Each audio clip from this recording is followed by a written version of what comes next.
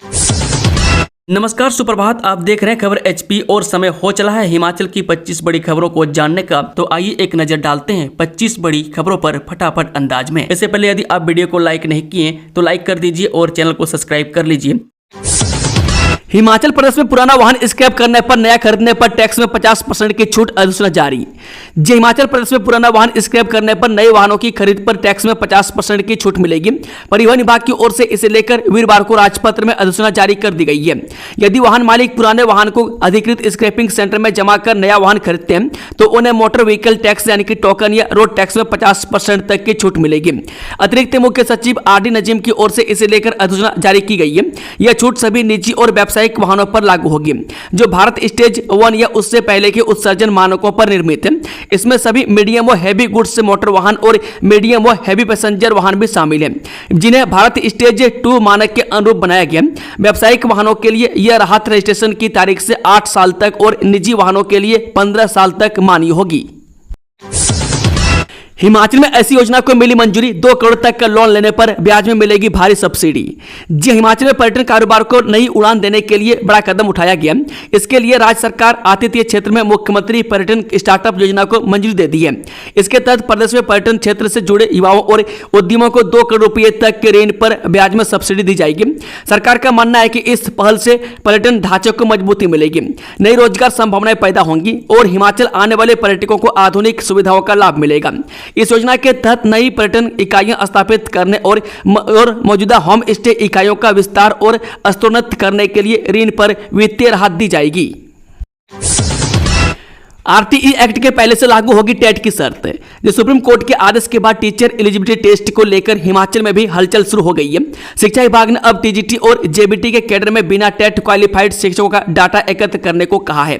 इस बारे में 2 अलग अलग पत्र भेजे गए। स्कूल शिक्षा निदेशालय ने सभी जिलों के उपनिदेशकों से पूछा है कि CHT, HT और JBT में नॉन टेट क्वालिफाइड टीचर्स की जानकारी दी जाए जिनके सेवा काल के 5 साल से ज्यादा अभी बचे हैं। यह जानकारी भी शिक्षा का अधिकार कानून यानी कि RTE लागू होने से पहले से मांगी जा रही है। TGT के मामले में जारी हुए पत्र में भी लगभग इसी तरह की शर्त लगाई गई है। डायरेक्टर स्कूल एजुकेशन ने सभी जिलों के उपनिदेशकों को कहा गया है कि जिन शिक्षकों का कार्यकाल अभी 5 साल से ज्यादा बचा है उनमें से कितने टेट क्वालिफाइड नहीं है यह संख्या भेजी जाए। इसके लिए कट ऑफ डेट 1 सितंबर 2025 ली जाएगी। इससे पहले मंगलवार को ही एक और चिट्ठी इसी तरह की जारी हुई थी। इसमें भी कहा गया था कि सभी जिलों के उपनिदेशक ऐसे शिक्षकों की कंप्लीट और वेरीफाइड सूची निदेशालय को भेजें जिनके पास अभी टेट क्वालिफिकेशन नहीं है। पेंशन योजना पर केंद्र से आई बड़ी खबर, विस्तार से जानिए। केंद्र सरकार ने राष्ट्रीय पेंशन योजना यानी कि NPS से एकीकृत पेंशन योजना यानी कि UPS में जाने के इच्छुक अपने पात्र कर्मचारियों और पूर्व कर्मचारियों को 30 सितंबर को समय सीमा समाप्त होने से पहले इसके लिए आवेदन करने का आग्रह किया है। वित्त मंत्रालय ने गुरुवार को एक विज्ञप्ति में कहा कि NPS से UPS में जाने के लिए अंतिम समय सीमा 30 सितंबर है और इसके लिए इच्छुक केंद्र सरकार के पात्र कर्मचारियों को जल्द से जल्द आवेदन करना चाहिए ताकि अंतिम समय में होने वाली परेशानी से बचा जा सके। मुख्यमंत्री सुखविंदर सिंह सुक्खू नई दिल्ली से लंदन के लिए रवाना, 27 तक लौटेंगे। मुख्यमंत्री सुखविंदर सुक्खू नई दिल्ली से लंदन के लिए रवाना हो गए। मुख्यमंत्री अपने निजी दौरे पर हैं। उनकी विधायक पत्नी कमलेश ठाकुर और उनकी बेटियां भी उनके साथ लंदन गई हैं। मुख्यमंत्री संभवतः 27 सितंबर तक ही वहां से लौटेंगे। कंगना को पतली कोहल में दिखाए काले झंडे, भाजपा और युवा कांग्रेस के कार्यकर्ताओं में धक्का मुक्की।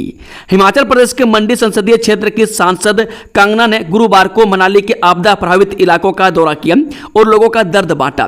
मीडिया से बातचीत में उन्होंने राज्य सरकार पर पेड़ों को काटकर लकड़ी बेचने के गंभीर आरोप लगाए। वहां की राज्य सरकार केंद्र से मिल रही राहत का पैसा अन्य जगह डाइवर्ट कर रही है। NHAI ने आपदा के तुरंत बाद सड़कों को बहाल करने का कार्य शुरू किया लेकिन राज्य सरकार अभी तक सड़कों को नहीं खोल पाई। सड़कों पर काम भी नहीं चल रहा। राजधानी में पर्यटक वाहनों से कूड़ा शुल्क वसूलने की तैयारी, जानिए क्या है नगर निगम की योजना। जी हां, हिल्स क्वीन शिमला में बाहरी राज्यों से आने वाले और स्थानीय पर्यटक वाहनों को भी अब अपना कचरा नगर निगम को देना अनिवार्य होगा। नगर निगम शहर के प्रवेश द्वार पर ही पर्यटक वाहनों से यह कचरा इकट्ठा करेगा और इसे भरियाल कूड़ा संयंत्र पहुंचाएगा। इसके एवज में वाहन चालकों से कूड़ा शुल्क भी वसूला जाएगा। हिल्स क्वीन शिमला को साफ सुथरा बनाने के लिए नगर निगम यह खास प्रस्ताव तैयार कर रहा है। इसी साल इस नई व्यवस्था को लागू करने की तैयारी है। इसके लिए नगर निगम ने कसरत शुरू कर दी है।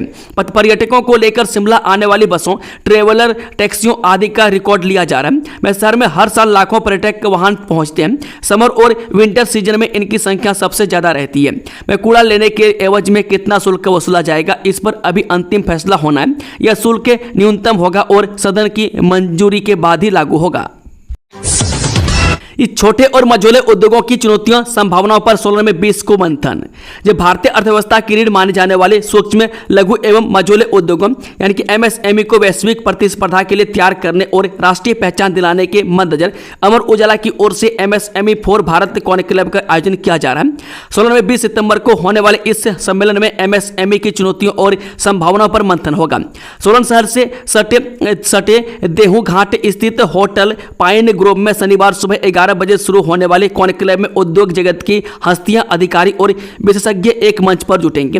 हिमाचल प्रदेश के उद्योग, श्रम व रोजगार मंत्री हर्षवर्धन चौहान इस कार्यक्रम के मुख्य अतिथि होंगे।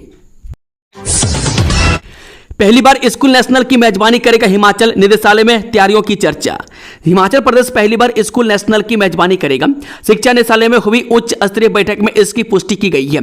यह प्रतियोगिताएं दिसंबर 2025 से जनवरी 2026 के बीच होंगी।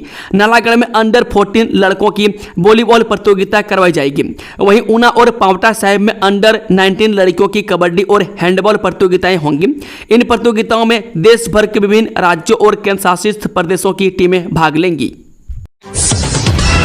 अब एक क्लिक पर मिलेगा प्रदेश की सड़क का अपडेट। लोक निर्माण विभाग तैयार करवाएगा ऐप।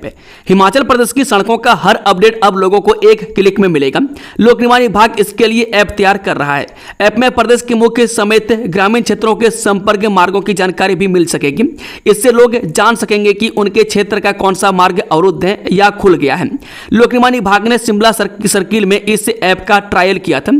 यहां सफल संचालन के बाद सरकार ने प्रदेश के लिए इसी तरह के ऐप बनाने को मंजूरी दे दी है। इससे आने वाले समय में लोगों को प्रदेश भर की सड़कों के बारे में अपडेट लेने के लिए दिक्कतों का सामना नहीं करना पड़ेगा। लोक निर्माण विभाग के ऐप के जरिए लोग हर मार्ग की जानकारी हासिल कर सकेंगे। बरसात और बर्फबारी के दौरान प्रदेश में खासकर ग्रामीण क्षेत्रों में मार्ग अवरुद्ध होते रहते हैं। इसी वजह से लोगों में असमंजस की स्थिति बनी रहती है कि उनके क्षेत्र में मार्ग बंद है या खुले हैं। विधायक इंद्रदत्त लखनपाल से ठगी। बेटे के इलाज के बहाने महिला ने ले लिए 10,000 रुपये, लेकिन खरीदा मोबाइल। बड़सर के विधायक इंद्रदत्त लखनपाल से मदद के नाम पर ठगी का मामला सामने आया। एक महिला ने झूठी कहानी सुनाकर विधायक को ठग लिया। महिला ने कहा कि बेटा गंभीर रूप से बीमार है और अस्पताल में भर्ती है। इलाज के लिए तुरंत 10,000 रुपये की जरूरत है। महिला ने यह भी कहा कि उसके पास खुद का फोन नहीं है और वह किसी और के फोन से कॉल कर रही है। इस पर लखनपाल ने तुरंत 10,000 रुपये की सहायता उपलब्ध करवा दी। बाद में सच्चाई सामने आने पर पता चला कि महिला का बेटा न तो अस्पताल में भर्ती था और न ही बीमार। असलियत यह था कि महिला अपने लिए नया फोन खरीदना चाहती थी। जांच में खुलासा हुआ कि उसने बड़सर बाजार की एक दुकान से दुकानदार का फोन लेकर विधायक को कॉल किया और यह पूरा नाटक रचा। इस तथ्य की पुष्टि महिला के पति ने भी की है। ऐसे में असली जरूरतमंदों की मदद भी प्रभावित होती है। विधायक इंद्रदत्त लखनपाल ने लोगों से अपील की है कि सहायता के नाम पर किसी के साथ धोखाधड़ी न करें। QFX धोखाधड़ी मामले में ईडी ने मुख्य एजेंट किया गिरफ्तार। कोर्ट ने 9 दिन की हिरासत में भेजा। प्रवर्तन निदेशालय यानी कि ईडी ने QFX YFX बोटब्रो प्लेटफॉर्मों के जरिए किए गए बड़े निवेश घोटाले में कार्रवाई करते हुए भारत में सक्रिय मुख्य एजेंट हरिंदर पाल सिंह को मनी लॉन्ड्रिंग निवारण अधिनियम यानी कि PMLA 2002 के प्रावधानों के तहत गिरफ्तार किया। विशेष PMLA अदालत ने चंडीगढ़ ने आरोपी को 9 दिन की ईडी हिरासत में भेज दिया है। ईडी की जांच कई FIR पर आधारित है। हिमाचल प्रदेश, उत्तर प्रदेश समेत अन्य राज्यों में IPC की धारा 120B, 406 और 420 के तहत केस दर्ज हुए थे। हाईकोर्ट की डबल बेंच ने बहाल की एसपीयू के सहायक प्रोफेसर की नियुक्ति। हिमाचल प्रदेश हाईकोर्ट की खंडपीठ ने सरदार पटेल विश्वविद्यालय नियुक्ति मामले में सहायक प्रोफेसर को राहत देते हुए उनकी नियुक्ति को बहाल किया है। यह आदेश मुख्य न्यायाधीश गुरमीत सिंह संधावालिया और न्यायाधीश रंजन शर्मा की खंडपीठ ने दिए हैं। खंडपीठ ने एकल जज के फैसले पर रोक लगाते हुए एसपीयू और अन्य प्रतिवादियों को नोटिस जारी करते हुए जवाब मांगा है। मामले की अगली सुनवाई 6 नवंबर को होगी। सरदार पटेल विश्वविद्यालय मंडी में सहायक प्रोफेसर जूलॉजी के पद पर तैनात अपीलकर्ता ने अपनी रद्द की गई नियुक्ति के फैसले के खिलाफ डबल बेंच के समक्ष अपील याचिका दायर की थी। एशिया कप तलवारबाजी में चुनौती देंगी पांगी की जिया। जे एशिया कप में जनजातीय क्षेत्र पांगी की जिया शर्मा तलवार से हुनर दिखाती नजर आएंगी। हल्द्वानी में वीरवार से शुरू हो रहे एशिया कप में भारत का प्रतिनिधित्व करने के लिए वह तैयार हैं। हल्द्वानी में 8 से 13 सितंबर तक हुए कैडेट यानी कि अंडर 17 राष्ट्रीय तलवारबाजी चैंपियनशिप में उनके शानदार प्रदर्शन के बल उनका चयन हुआ है, मैं जहां उन्होंने रजत और कांस्य पदक अपने नाम किए। मैं जिया ने व्यक्तिगत वर्ग में कांस्य पदक जीता और टीम स्पर्धा में रजत पदक जीत एशिया कप का टिकट पक्का किया। पदोन्नत 119 प्रवक्ताओं ने नहीं ग्रहण किए पद, 24 सितंबर तक मिली मोहलत।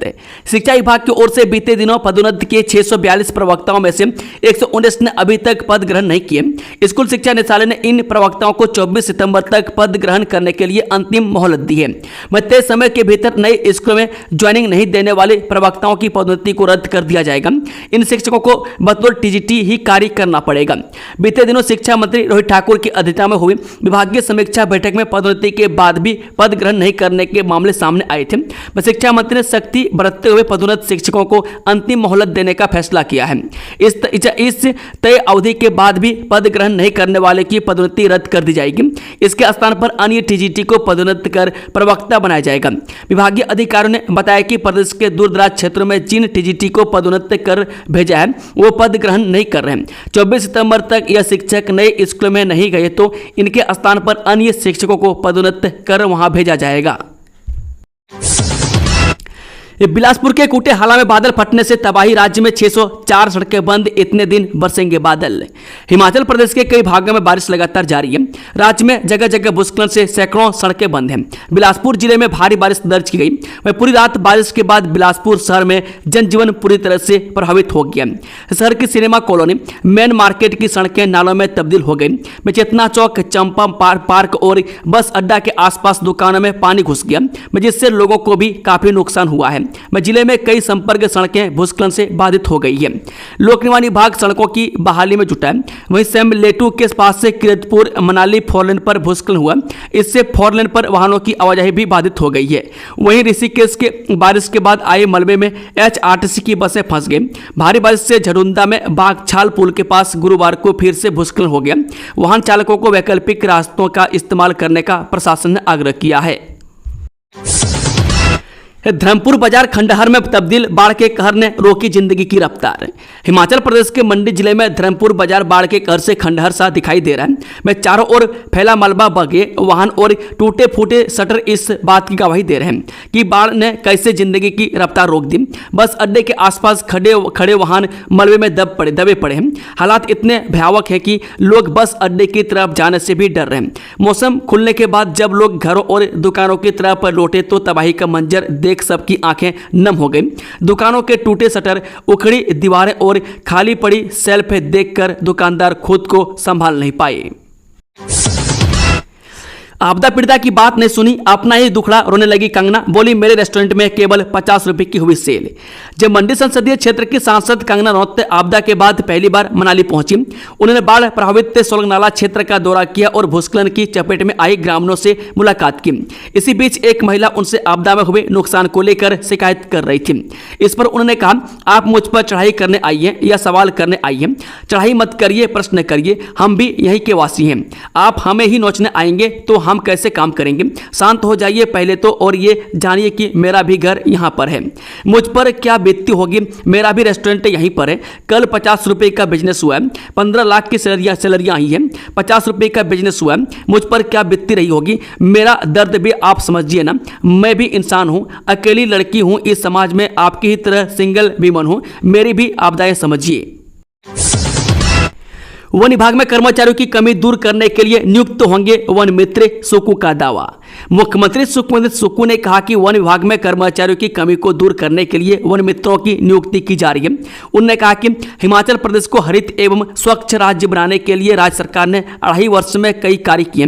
मुख्यमंत्री ने यहां जारी बयान में कहा कि सोलन जिले की नालागढ़ तहसील के दभोटा में उत्तर भारत के पहले ग्रीन हाइड्रोजन प्लांट की आधारशिला रखी गई है। इसी तरह पिछले कुछ समय से सौर ऊर्जा के दोहन की ओर रुझान बढ़ा है। मैं सरकार 325 मेगावाट सौर परियोजनाओं के दोहन के लिए सर्वेक्षण चल रहे हैं। राज्य में नर्सिंग छात्राओं से खिलवाड़, 46 कॉलेज में से आईएनसी से मात्र 15 को ही मान्यता। राज्य में नर्सिंग के विद्यार्थियों के साथ बड़ा खिलवाड़ हो रहा है। शैक्षणिक सत्र 2024-25 के लिए अटल मेडिकल रिसर्च यूनिवर्सिटी यानी कि AMRU द्वारा राज्य भर के 46 नर्सिंग कॉलेजों के लिए BSc नर्सिंग पाठ्यक्रम प्रवेश की काउंसलिंग तो आयोजित हो रही है, लेकिन शीर्ष नियामक संस्था भारतीय नर्सिंग परिषद यानी कि INC की शैक्षणिक वर्ष 2025-26 के लिए अनुमोदित संस्थानों की सूची में केवल 15 कॉलेज ही शामिल हैं। में खास बात यह है कि विश्वविद्यालय का अपना कॉलेज, सरकारी nursing college, Lal Bahadur Shastri college, Nerchowk मंडी भी इसी सूची में शामिल नहीं है। लेकिन इसके बावजूद ऑल मेडिकल रिसर्च यूनिवर्सिटी द्वारा इसके लिए भी काउंसलिंग आयोजित कर रहा है। मैं जो INC सूची में ही शामिल नहीं है।